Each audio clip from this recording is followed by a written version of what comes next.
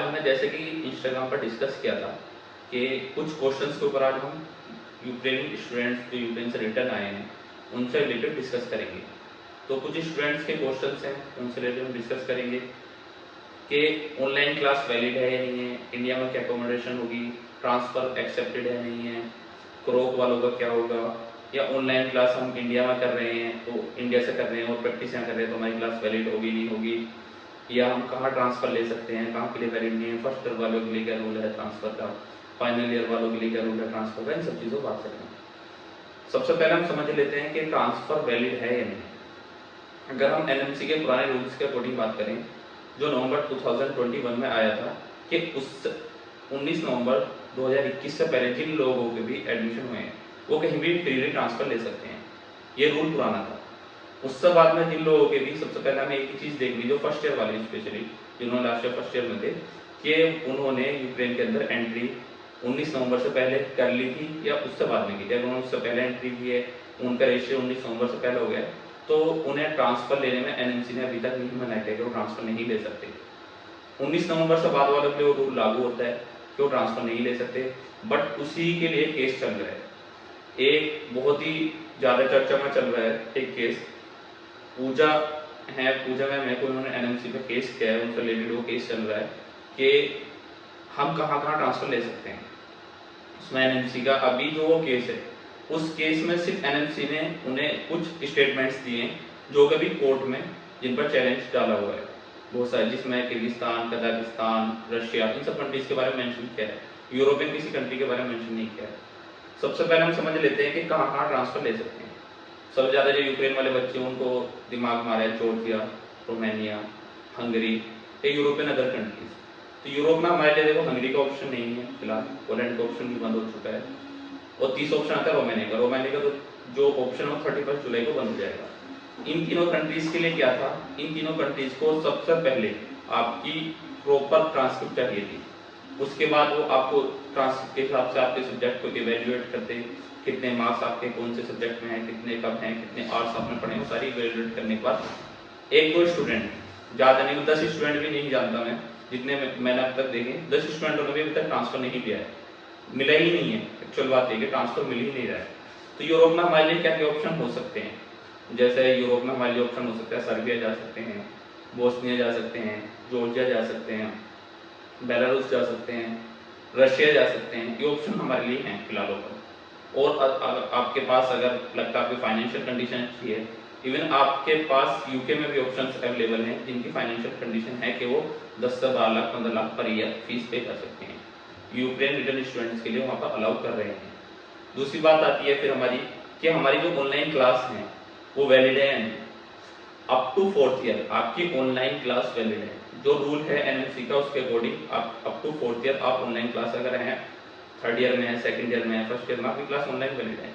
4th year, 5th year और 6th year in लोगों की क्लास ऑनलाइन अगर इनकी एक टाइम ड्यूरेशन जो एनएमसी का पुराना रूल है 1 साल से ज़्यादा हो जाती है तो वैलिड नहीं होगी, आपके रजिस्ट्रेशन नहीं हो पाएगा।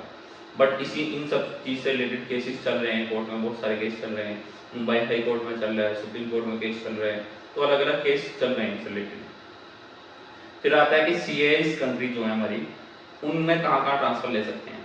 तो सीआईएस कंट्री जो हमारी Uzbekistan, Kazakhstan, Kyrgyzstan, Tajikistan, Azerbaijan, इन कंट्रीज़ में क्या ट्रांसफ़र ले सकते हैं। बट इनमें प्रॉब्लम क्या है कि यहाँ पर 5 ईयर्स प्रोग्राम, 6 ईयर प्रोग्राम एक दो यूनिवर्सिटी में है और इसका अभी तक प्रॉपर कोई मेंशन नहीं कर पाया है कि ना ही कोई एनएमसी की गाइडलाइन ऐसी है, जबकि कजाकिस्तान और उज्बेकिस्तान ने कुछ नोटिस दिए कि हम एक्सेप्ट करेंगे, जबकि उनके प्रोग्राम्स देखे तो 5 ईयर्स वाले हैं।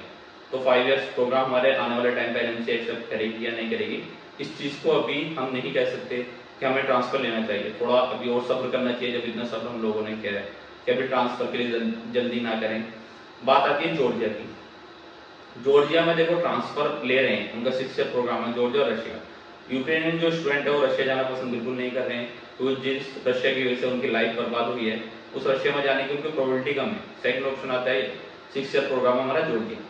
जॉर्जिया में क्या है, जॉर्जिया की फिलहाल जो कंडीशन है लाइक ईस्टर्न यूक्रेन जैसी है। ईस्टर्न यूक्रेन में क्या था, ये प्रॉब्लम क्यों बढ़ी कि ईस्टर्न यूक्रेन के लोग अपने आप को रशियन मानते थे। ये प्रॉब्लम हमारी ये बढ़ी है 2014 में भी इसी चीज़ को लेकर वॉर हुआ था, जो लुहांस्क रीजन है हमारा, डोनेट्स्क रीजन है। इन रीजन में क्या था, जो वहाँ के यूक्रेनियन थे वो अपने आप को रशियन बनाते थे कि हम रशियन लोग हैं, हम रशिया में रहना चाहते हैं। सेम प्रॉब्लम आज के टाइम पर जॉर्जिया के अंदर चल रही है। रशिया ने पहले भी जॉर्जिया पर वॉर किया है और सेम प्रॉब्लम वहाँ पर अभी भी है। तो ये चीज़ मैं किसी को सजेस्ट नहीं करूँगा कि जॉर्जिया जाए, क्योंकि जिस सिचुएशन से हम निकल कर आ रहे हैं, फिर अगेन ऐसी किसी सिचुएशन में फंस जाए तो हमारे लिए बेस्ट ऑप्शन नहीं रहेगा। फिर आता है एक क्वेश्चन था क्रोक से रिलेटेड कि 3rd ईयर हो गया बट क्रोक नहीं हुआ है, क्या वो ट्रांसफर ले सकते हैं? नहीं। तो वो ट्रांसफर का वही रूल है कि आपने 21 नवंबर 2021 से बाद में अगर आपका एडमिशन हो तो नहीं ले सकते, पहले तो आप ट्रांसफर ले सकते हैं। उस कंडीशन में आता है यूनिवर्सिटीज जो हैं वो ट्रांसक्रिप्ट नहीं दे रही है। ट्रांसक्रिप्ट के लिए बहुत सारे ऑप्शन दिए उन्होंने कि पहले तो बिल्कुल मना ही कर रहे थे, अब बोला है उन्होंने ट्रांसक्रिप्ट के लिए कि आप पहले पावर ऑफ अटर्नी बनाओ किसी के नाम पे जो आपकी ट्रांसक्रिप्ट रिसीव करेगा, उसको ministry of foreign external affairs से आप उसे वैलिड कराओ, देन उसके बाद एम्बेसी ऑफ यूक्रेन से आप यहाँ पर उस पर स्टैंप लगाओ, देन उसके बाद उसे ओरिजिनल को यूक्रेन पहुँचाओ, तब आपके डॉक्यूमेंट्स किसी को मिलेंगे। इसी बीच एक चल रहा है कि यूक्रेन का जो यहाँ पर एम्बेसडर था उन्हें निकाल दिया गया है। तो ऐसा नहीं है कि एम्बेसी बंद हो गई है, एम्बेसी बंद नहीं हुआ, एम्बेसडर चेंज हुआ है। तो यूक्रेन का भी चल रहा है, एम्बेसी ओपन है, ऐसा नहीं है एम्बेसी ओपन नहीं, बट काम नहीं हो रहा है प्रॉपर, वहाँ पर अभी स्टार्ट नहीं हुआ है। तो उस प्रोसीजर में जाना बहुत लेंथी है। तो दूसरा ऑप्शन आता है हमारे पास कि खुद जाकर ट्रांसक्रिप्ट कैसे लेकर आए, जो वेस्टर्न हमारे यूक्रेन का पार्ट है, जैसे लवीव है, इवानो है, टर्नोपिल है, इन सिटीज़ में जा रहे हैं स्टूडेंट्स, इवन कीव में भी स्टूडेंट्स जा रहे हैं। काफ़ी स्टूडेंट्स ऐसे हैं जो टच में है, जिनकी डॉक्यूमेंटेशन हमने करा कर दी है कि वो जा रहे हैं। इनमें क्या है, इनमें जाने के लिए आपका कम से कम, अगर आप जा रहे हैं तो आपका ये मान कर चलें कम से कम 1 से 1.5 लाख रुपए का बजट होना चाहिए कि आपको अपने डॉक्यूमेंट्स लेने जाने थे, इतने रुपए का खर्चा होगा ही होगा। क्योंकि वीज़ा एक रिजेक्शन बहुत आ रहे हैं मोल्दोवा के लिए, मोल्दोवा या रोमानिया के थ्रू जा रहे हैं, दोनों में रिजेक्शन बहुत ज़्यादा आ रहे हैं। तो वीज़ा रिजेक्शन, वीज़ा लग भी जाता है, दैन टिकट बहुत ज़्यादा हाई है। टिकट इवन ऐसे भी है कि 50,000 से ऊपर टिकट चल रहे हैं फिलहाल मोल्दोवा के लिए। तो आपका वीज़ा लग जाता है, वीज़े का ये डायरेक्ट आप अप्लाई कर रहे हैं, नहीं मिल रहे हैं, कहीं एजेंट्स के थ्रू या किसी के थ्रू अगर हो रहे हैं, पैसे दे कर लेकर वीज़े मिल रहे हैं, तो वो चीज़ में भी बहुत पैसा लग रहा है। तो फिलहाल तो देखो सजेस्ट यही कर रहे हैं हम सभी को कि थोड़ा वेट कर लें, एनएमसी कुछ गाइडलाइन दे, बट ऐसा कुछ लग नहीं रहा कि इतनी ईजिली हमें चीज़ें मिल जाएंगी। एक ऑप्शन और आता है, एक क्वेश्चन था कि इंडिया में हमें अकोमोडेशन मिलेगी या नहीं। इंडिया में अकोमोडेशन के लिए हमें एक छोटी सी चीज़ समझनी है, हमसे पहले जो यूक्रेन के स्टूडेंट्स हैं, चाइना से कोरोना की वजह से बहुत सारे स्टूडेंट्स को इंडियन गवर्नमेंट ने बुला लिया था, उन्हें गवर्नमेंट ने खुद बुलाया था। उसके बाद क्या हुआ था कि इंडिया के और चाइना के रिलेशन अच्छे नहीं है, तो चाइना ने उनके सबके वीजे रद्द कर दिए थे। अभी तक इंडियन गवर्नमेंट ने उनके लिए कुछ नहीं किया है, ना उनके लिए कोई अकोमोडेशन है, ना उनके कहीं एडमिशन हुए हैं, इवन चाइना में भी उनकी पढ़ाई नहीं चल रही है। तो ये तो गवर्नमेंट का फॉल्ट था एक तरीके से, गवर्नमेंट के पर्सनल रिलेशन, गवर्नमेंट रिलेशन की वजह से, हमारी कंट्री के रिलेशन की वजह से बच्चों को वीजे कैंसिल हुए थे। यूक्रेन में कोई गवर्नमेंट का फॉल्ट भी नहीं है, तो यूक्रेन वालों को क्यों ही सीट देंगे। और सीट की बात करें तो हर साल आप सब लोग नीट देकर गए हुए हैं, सबको पता है कि लिमिटेड सीट्स हैं। इस साल भी लगभग 18.5 लाख स्टूडेंट ने एग्जाम दिया है, उनमें से सिर्फ 92,000 स्टूडेंट्स को सीट्स मिली हैं। तो वो यहाँ वाले स्टूडेंट्स को सीट्स पूरी कर नहीं पा रहे हैं, तो अदर्स को कैसे देंगे। उसके लिए भी केस चल रहे हैं।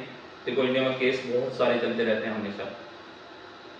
अराउंड ये मानकर चले एनएमसी पे फिलहाल 500 प्लस केस चल रहे हैं जो एनएमसी के खिलाफ डाले हुए हैं। एनएमसी ने बहुत सारे रूल्स हैं, फिलीपींस के लिए उन्होंने रूल्स बनाए, उन्होंने जर्मनी के लिए बनाए, बांग्लादेश के लिए बनाए, नेपाल के लिए बने, अलग अलग बहुत सारे इस साल रूल पास किए उन्होंने। तो एफएमजीज ने 500 प्लस केस एनएमसी पर कर रखे हैं। तो इनमें से सबसे ज्यादा फेमस जो आजकल चल रहा है पूजा वर्सेस एनएमसी जो चल रहा है, उसका सब लोगों को एक पीडीएफ मिल रहा है, वो केस चल रहा है अभी। सिर्फ वो जस्ट एक जस्टिफिकेशन दिया है जिन्होंने केस किया कि ऐसे ऐसा है, ऐसा ऐसा पॉसिबल है। उस केस के भी कंप्लीट कोई हियरिंग नहीं हुई है, तो उसके बाद जो भी होता है देखते हैं। क्रोक वालों का था क्वेश्चन, क्रोक से रिलेटेड ये था कि क्रोक वाले जिनका इस साल क्रोक देना था, 3rd ईयर वाले, उन्होंने क्रोक तो दिया नहीं है अभी 3rd ईयर वालों ने, उन्हें 4th ईयर में प्रमोट किया जाएगा, क्रोक बाद में भी होंगे, ये भी पॉसिबिलिटीज हैं। क्या उन्हें ट्रांसक्रिप्ट यूनिवर्सिटी देगी या नहीं देगी। तो क्रोक के लिए रूल ये है कि आपको 4th ईयर में जाने के लिए क्रोक 1 क्वालिफाई करना पड़ता है। अगर आप वहाँ से 3rd ईयर से ही अपने ट्रांसक्रिप्ट लेना चाहते हैं और 4th ईयर में नहीं जाना चाहते, तो आपके लिए क्रोक कोई मैंडेटरी नहीं है। 4th ईयर वालों ने सबने क्रोक दिया ही है ऑलरेडी, तो क्रोक से रिलेटेड कोई कंफ्यूजन नहीं होनी चाहिए, क्योंकि क्रोक के लिए रूल ही है कि आपने थर्ड ईयर कंप्लीट कर लिया, अगर आप फोर्थ ईयर में जाना चाहते हैं तो आपको क्रोक 1 क्वालिफाई करना पड़ेगा। और एक चीज आती है रोमानिया ट्रांसफर, ये बहुत ज्यादा कॉमन चल रहा है, रोमानिया ट्रांसफर हो रहा है, रोमानिया ट्रांसफर हो रहा है। कि रोमानिया ट्रांसफर से रिलेटेड मुझे बहुत सारे क्वेश्चंस थे आज, बहुत सारे स्टूडेंट्स ने पूछा कि रोमानिया में ट्रांसफर हो रहा है। रोमानिया में अभी 5 से 7 स्टूडेंट्स को ट्रांसफर दिया गया है। स्पेशल में जो ईस्टर्न यूरोप के जो स्टूडेंट्स उन्हें तो किसी को ट्रांसफर मिला नहीं है, वो मैक्सिमम दौड़ते जा रहे हैं। तो वेस्टर्न यूक्रेन के जो स्टूडेंट्स हैं, जैसे लवीव है, इवानो, टर्नोपिल, इन यूनिवर्सिटीज में से कुछ लिमिटेड 2 या 4 स्टूडेंट्स को ट्रांसफर मिला है, कुछ की फाइल्स। क्यों रोमानिया में फाइल्स को जो हमारे ट्रांसफर है उसे इवेलुएट करने में ही एक फाइल में 10 से 12 दिन लगा रहे हैं। 10 से 12 दिन में एक स्टूडेंट को सिर्फ इतना वो बता रहे हैं कि आपके जो क्रेडिट्स हैं हमारे यहाँ के सिस्टम से मैच कर रहे हैं या नहीं कर रहे हैं, आपको कौन सा सेमेस्टर मिलेगा।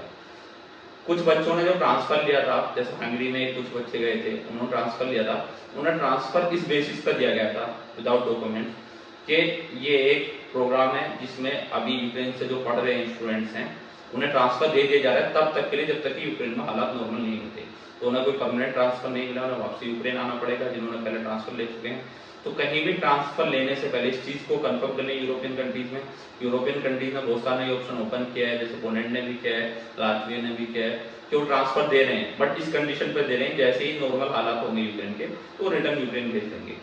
तो इन सब चीजों से अवेयर रहें, किसी भी चीज में जल्दी ना करें। ट्रांसक्रिप्ट के लिए है, अपने कुछ डॉक्यूमेंट्स आप प्रिपेयर करा के रख सकते हैं कि ट्रांसक्रिप्ट निकलवाने के। अगर आप नहीं जाता, कोई फ्रेंड जा रहा है, 5-10 स्टूडेंट में से मिलकर एक चला गया, तो उसके लिए आप अपने पावर ऑफ अटर्नी बनवा लें, किसी एक के नाम की लग रहा है अपने ग्रुप में जो भी एक जाना जा रहा है या उसे कंट्रीब्यूट करके भेजें, जैसे जो भी है पावर ऑफ अटर्नी बनवा लें, उसे आप मिनिस्ट्री ऑफ फॉरेन अफेयर्स से अटैच करा लें और फिर एम्बेसी ऑफ यूक्रेन में उसे अटैच करा लें। उससे क्या है, उस पावर ऑफ अटर्नी की इन्फॉर्मेशन आपकी यूनिवर्सिटी को पहुंचा दी जाएगी कि स्टूडेंट अपनी ट्रांसक्रिप्ट दिलाना चाहता है जिसके भी नाम से आप पावर ऑफ अटर्नी बनवा रहे हैं, तो इन डॉक्यूमेंट्स को रेडी करा कर रख लें। मे भी हो सकता है जैसे ट्रांसफर के से रिलेटेड एनएमसी कोई बिल पास करती है तो उस टाइम पर बहुत ज़्यादा भीड़ हो जाए, इसलिए अगर आप लोग फ्री हैं, लगता है तो एनएमसी में जाकर इजीली ये चीज़ें आप ले सकते हैं, उनसे इन्फॉर्मेशन डायरेक्ट जाकर भी इन्फॉर्मेशन ले सकते हैं कि हम ट्रांसफर के लिए क्या क्या ऑप्शन है। ठीक है। और किसी को अगर बहुत ज़्यादा लग रहा है कि उसके बहुत ज़्यादा क्वेश्चन हैं तो सिंपल वो एनएमसी को आरटीआई डाले। आरटीआई में वो आपका 15 से 20 दिन में रिटर्न आपका रिप्लाई दे देंगे। जो भी चीज़ें आरटीआई से रिलेटेड वो रिप्लाई दे रहे हैं, जनरल वो मेल्स पे कॉल्स पे रिप्लाई नहीं दे रहे हैं। और अगर इसके बाद भी अगर आपके कोई क्वेश्चन रह जाते हैं तो आप डायरेक्ट कांटेक्ट कर सकते हैं मुझे। मैक्सिमम स्टूडेंट्स के पास मेरा कांटेक्ट नंबर है, नहीं तो आप मुझे इंस्टाग्राम, फेसबुक कहीं से भी कांटेक्ट करके जो भी क्वेश्चन हो सकता है आप कर सकते हैं। जो भी हेल्प आपको चाहिए, हर हेल्प आपकी फ्री ऑफ कॉस्ट की जाएगी।